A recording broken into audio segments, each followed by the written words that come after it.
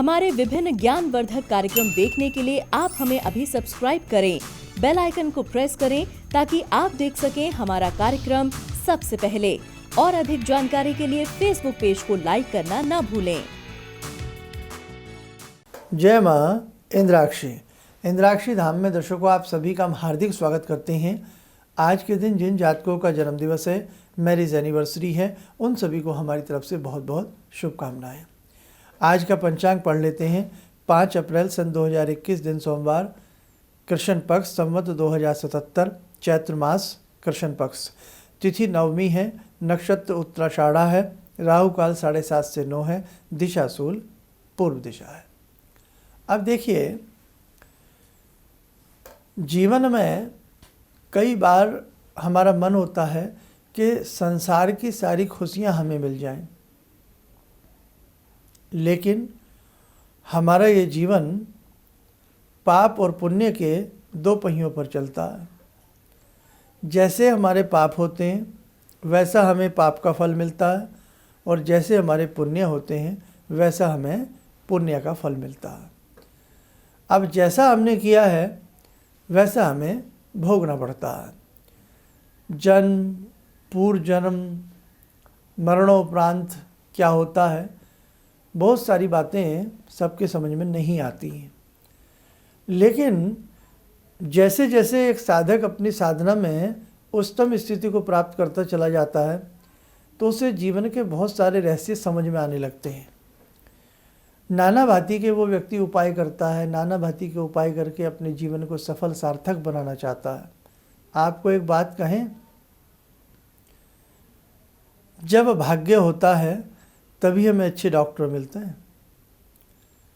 हम कह नहीं देते कि हम कहाँ फंस गए, कहाँ चले गए, कैसा इलाज करा लिया, कैसे पंडित जी मिल गए, किन आचार्य जी से मिल गए हम, है ना, हम इस बाज़ार में क्यों चले गए, नहीं जाना चाहिए था, ये चीज़ नहीं लेनी चाहिए थी, क्यों ले ली, होती है ना ये बातें।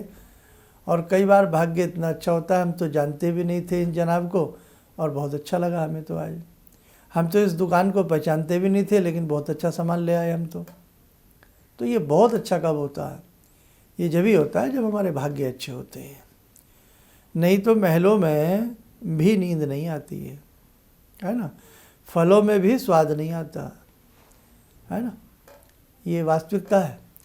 अब हम अपनी काम की बात पे लौटते हैं।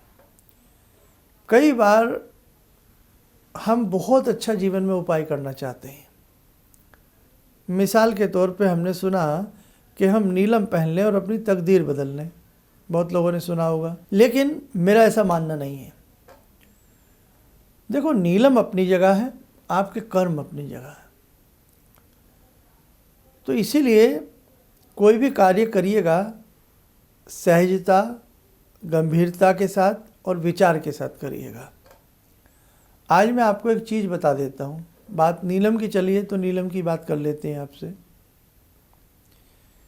सबसे पहले तो कुंडली में अच्छे से अध्ययन होना चाहिए कि नीलम पहन भी सकते हैं या नहीं। कुंडली ना हो तो हाथ की रेखाओं से यह अध्ययन होना चाहिए कि रेखाएं कहती भी हैं या नहीं नीलम पहनने को। एक्सपेंसिव बहुत है, ब्लू सफ़ायर इसको बोलते हैं, बहुत महंगा है, नीलमणि है, नाम ही जिसका नीलमणि हो, बहुत महंगी आती है। और डुप्लीकेसी का बहुत डर रहता है। पानी के उसमें बुलबुले हों, चटक हो, बिंब आकृतियाँ उसमें से प्रलक्षित होती हों तो भी वो शुभ नहीं है, अच्छा नहीं है। और आजकल तो नीलम ऐसे भी चल पड़े हैं कि साहब ये पीताम्बरी नीलम है, ये नीलाम्बरी नीलम है, 2-2 कलर का नीलम आ जाता है। कहीं एक और चीज़ चल पड़ी है कि साहब ये खूनी नीलम है। बहुत सारी चीज़ें हैं जो आपको सोचनी और समझनी है। तो मैं आज आप सबके लिए ये झंझट से आपको मुक्त कर देता हूँ। आपके पैसे भी नहीं लगेंगे, कहते हैं ना कि साहब के रंग भी बढ़िया आएगा और पैसा भी नहीं लगेगा। क्या करें? बिच्छू बूटी पहने, बिच्छू जड़ी पहने। हिमाचल में ये बिच्छू जड़ी बहुत मिलती है और कोई इसके पैसे नहीं लगते। जैसे तालाब के किनारे, पानी के किनारे, पहाड़ की कोकर में कहीं पर भी ये जड़ी उगाती है ना। इसके जो पत्ते होते हैं वो थोड़े से उस पर कांटेदार सा रेशा होता है, जैसे बिच्छू चुभता है, काटता है। मुलायम पत्तों के ऊपर कांटों की झलक होती है। इसकी जो जड़ होती है उसको धारण किया जाता है। आप यकीन माने ना माने, लाखों करोड़ों रुपए के नीलम को ये फेल कर देती है जड़ी, लेकिन विधि और विधान से पहनी जाए, शुद्ध ओरिजिनल पहनी जाए। आजकल तो हर चीज़ की दुकानें खुल गई हैं साहब, जड़ी भी हमसे मंगा लो, ये भी हमसे मंगा लो, तेल भी मंगा लो, सब चीज़ें मिल रही हैं बाज़ार में। लेकिन शुद्धता की कसौटी पर वो कितनी शुद्ध है ये आपको देखना पड़ेगा। अगर बिच्छू जड़ी बिल्कुल ओरिजिनल मिल जाए, अच्छी मिल जाए, अपने हाथ से निकाल लो, तो उसका तरीका क्या है? शुक्रवार की शाम को उसे न्योता देना पड़ता है, इनविटेशन। हमने एक जड़ी में बताया था ना, केले की जड़ी में, हमने एक जड़ी में और बताया था, उसमें सूर्य के लिए बताया था, बेल की जड़ को। तो शास्त्रों में अब आपको लाभ तो बहुत चाहिए। सुना किससे? शर्मा जी से। पढ़ा कहाँ से? कभी शास्त्र में, किताब में कहीं पढ़ लिया। लेकिन जहाँ भी पढ़ा उसको पूरी लाइनें तो पढ़ो। वो कहता क्या है, रचनाकार ने रचना में लिखा क्या है। अब आप आधे अधूरे उपाय करोगे तो लाभ कहाँ से मिलेगा? उसमें पूर्ण उपाय के लिए ये होता है कि हम जब बिच्छू जड़ी धारण करें, शनिवार का दिन हो, पुष्य नक्षत्र हो, जिसे हम शनि पुष्य नक्षत्र कहते हैं। हालांकि पुष्य नक्षत्रों में दो ही नक्षत्रों की महत्ता अधिक है, रवि पुष्य और गुरु पुष्य, लेकिन शनि पुष्य भी चल जाएगा अगर हमें ये जड़ी पहननी है। तो कैलेंडर में देखें, पंचांग में देखें कि साहब शनि पुष्य नक्षत्र कब आ रहा है और शुक्ल पक्ष में आए, ये भी ध्यान रखें। हमें पता लगा कि जैसे कल है, मिसाल के तौर पर, तो शुक्रवार की शाम को जड़ी के पास जामें, हल्का सा तिल मिला हुआ जल देवें, हल्की सी धूप बत्ती जला दें, प्रणाम करें कि हे जड़ी, हे बिच्छू जड़ी, हम कल आपको लेने आएंगे और आप सहरसा के साथ हमारे साथ चलना, प्रसन्नता के साथ हमारे साथ चलना, हम आपको धारण करना चाहते हैं। देखो, वनस्पतियों में भी जीवन है, ध्यान रखें। और हिंदू शास्त्र से हम जो लोग जुड़े हैं, हम पीपल की पूजा करते हैं, लोग कुछ भी कहें। हम बरगद की पूजा करते हैं, हम आंवल वृक्ष की पूजा करते हैं, हम विल वृक्ष की पूजा करते हैं। हम इतने भोले और इतने सच्चे हैं कि हम वृक्षों को भी देवतुल्य मान करके उनकी पूजा करते हैं। और वास्तव में ऐसा नहीं है कि हम फिजूल में वृक्षों की पूजा करते हैं। अगर किसी भी वृक्ष के मूल में हम एक लोटा जल देते हैं तो जल जीवन है, चाहे आपके लिए हो या वृक्ष के लिए हो। पीपल वृक्ष की हम पूजा करते हैं, ऑक्सीजन का भंडार है, तो इससे ज़्यादा ऑक्सीजन कोई पेड़ नहीं देता। तो जो हमें ऑक्सीजन दे रहा है, तो क्या उसे हम प्रणाम न करें? क्या हम उसकी पूजा न करें? खैर छोड़ें सारी बातें। आज बहुत विद्वान लोग हो गए हैं, हमें डरा देते हैं, ऐसा ना करें वैसा ना करें, हमारी मजाक उड़ा लेते हैं, वो जाने। तो बिच्छू जड़ी पे जाकर के प्रणाम करें और उसके बाद आ जाएं।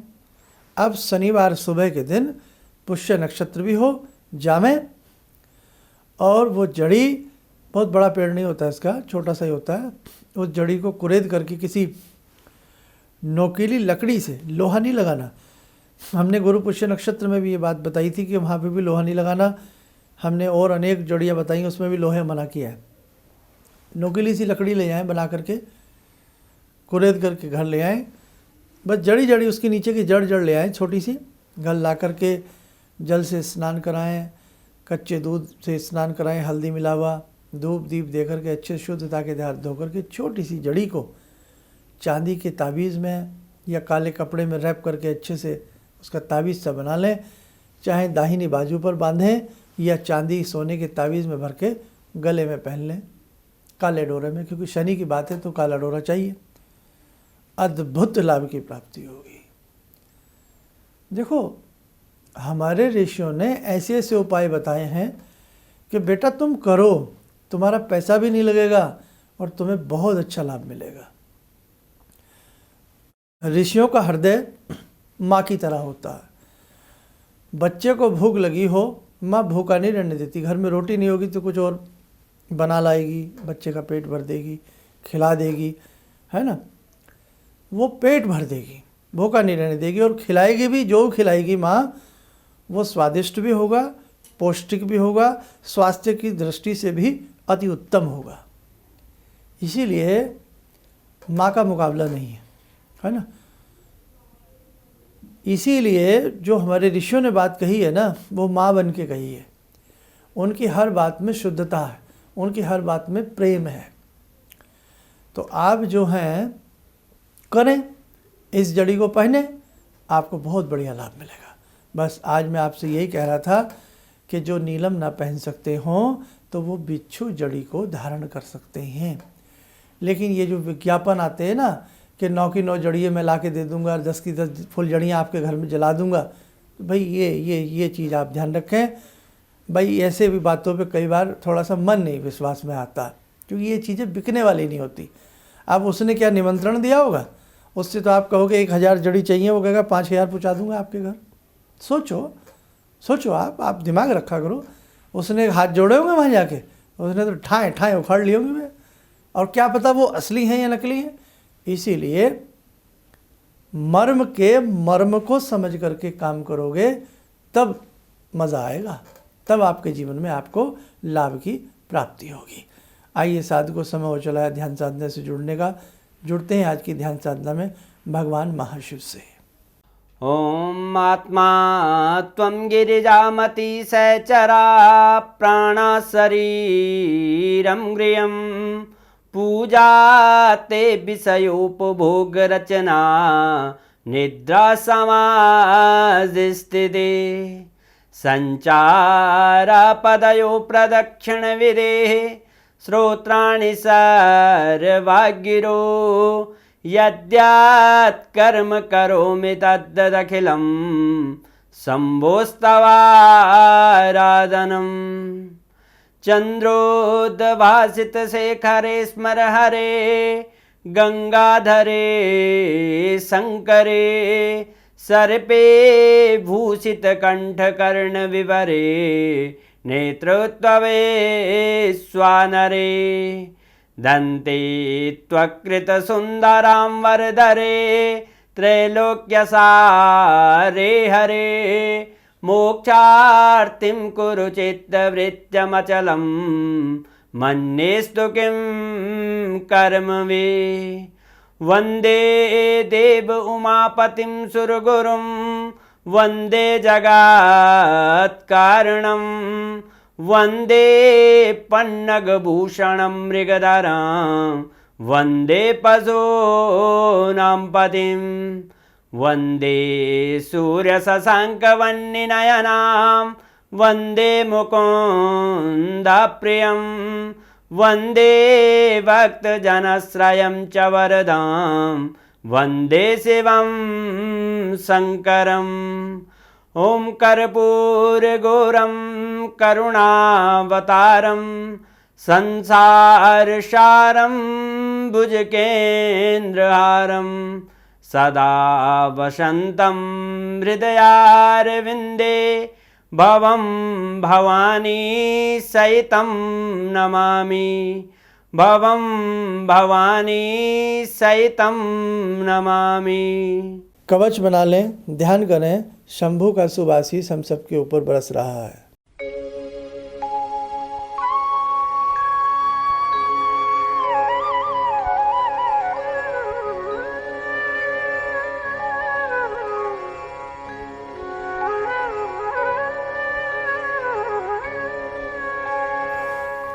ओम बोलते हुए नेत्र खोलें, सामान्य हो जाए। इस तरह के जितने भी हमारे सब्जेक्ट होते हैं ना, वो अपने पास सहेज करके रखें। कभी न कभी ये बातें बहुत काम आ जाती हैं। जय माँ इंद्राक्षी। मेरे 2 बच्चे हैं, दोनों का एग्ज़ाम चल रहा था। आपने जो एक मंत्र बताया उनको मैंने बता दिया, जो बेटा तुम नहा करके सुबह उसके बाद ये मंत्र 11 बार ज़रूर पढ़ लेना, टेस्ट देने जाना। जब उसका पेपर मिला तो उसको बिल्कुल दिमाग में आया नहीं, जो एक भी क्वेश्चन मुझे आता है, लेकिन जब वो लिखने बैठा तो पूरी लिख डाला और इतने अच्छे मार्क्स से 97 पॉइंट से परसेंटेज से पास किया है। किसी भी समस्या के समाधान के लिए मिले प्रसिद्ध हस्तरेखा एवं वास्तु विशेषज्ञ प्रोफेसर धर्मेंद्र शर्मा जी से। नोट: शिविर में भाग लेने हेतु एवं व्यक्तिगत रूप से मिलने के लिए कॉल करने का समय सुबह 10 बजे से शाम 6 बजे तक। हमारे विभिन्न ज्ञानवर्धक कार्यक्रम देखने के लिए आप हमें अभी सब्सक्राइब करें, बेल आइकन को प्रेस करें ताकि आप देख सकें हमारा कार्यक्रम सबसे पहले। और अधिक जानकारी के लिए फेसबुक पेज को लाइक करना न भूलें।